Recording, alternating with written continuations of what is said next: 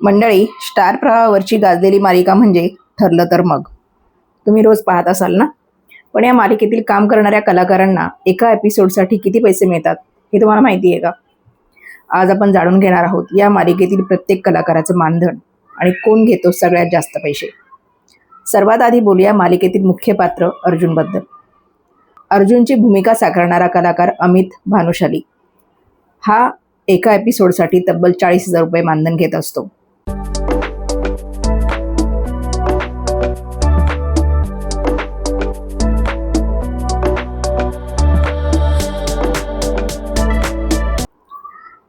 तर सायलीची भूमिका साकारणारी जुई गडकरी एका एपिसोडसाठी 34,000 रुपये घेते.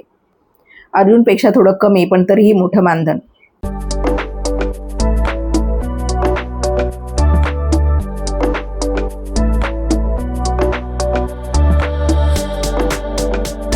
आता पाहूया बाकी कलाकार. कल्पना म्हणजे प्राजक्ता दिघे प्रति एपिसोडसाठी 19,000 रुपये घेतात.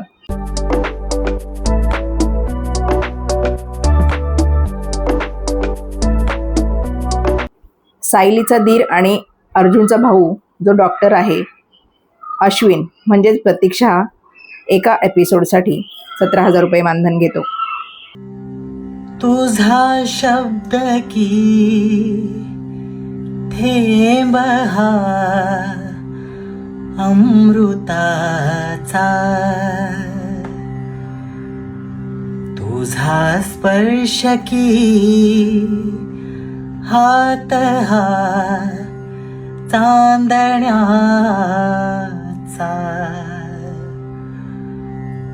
उगाला जण्याचा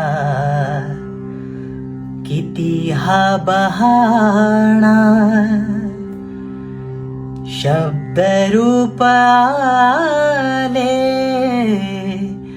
मुक्या भावना,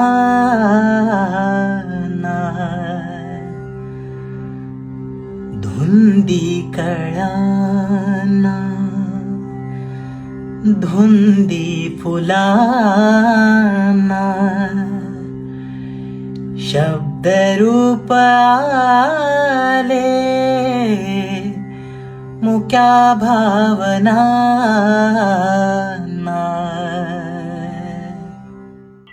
सायलीची नणंद अस्मिता म्हणजेच मोनिका दाभाडे 15,000 रुपये मानधन घेते.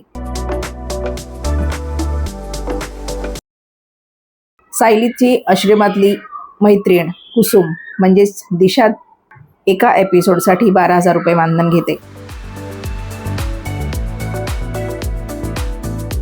विमल, मयुरी मोहिते या एका एपिसोडसाठी 10,000 रुपये मानधन घेतात.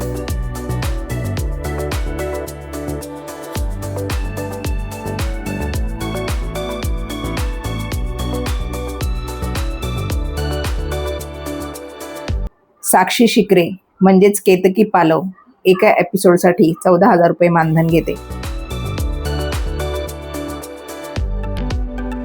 अर्जुनचा मित्र चैतन्य म्हणजेच चैतन्य सरदेशपांडे प्रति एपिसोड 20,000 रुपये मानधन घेतो.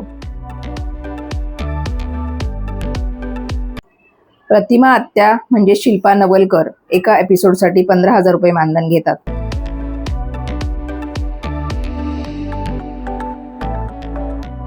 ठरलं तर मग मालिकेतील खलनायिका जिने सगळ्यांना चळो की पळो करून सोडलेला आहे ती तन्वी म्हणजेच प्रियंका तेंडुलकर एका एपिसोडसाठी 20,000 रुपये मानधन घेते.